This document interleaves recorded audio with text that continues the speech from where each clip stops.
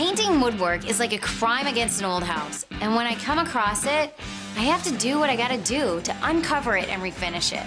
It takes a little patience and a lot of elbow grease to restore the beauty to original woodwork, but for me, it's a must when restoring an old home. Step one is to start with the right tools. All this trim work here is just glorious. It's original and it's just hiding under a few layers of paint. I'm using a mask that's specifically made for chemicals.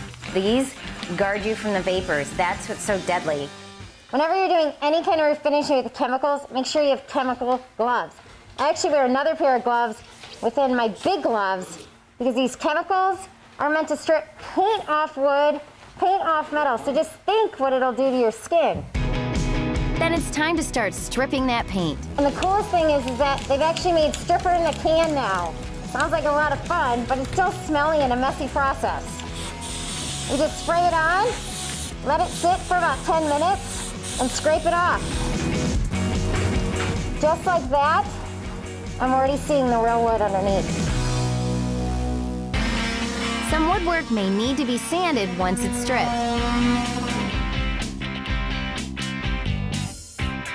I want to get all my sanding finish off. The easiest way for me to do things like this is a bunch of old socks. Time for the last step to bring it back to its original glory. Yes, it's the return of my sock. We can see the original beauty just coming right back. So I put all the stain on here, and now I'm just gonna rub off anything that's left. I'm taking all the stain off. Even if I let it sit here for 2 days, it's not gonna soak in. The wood will only take so much.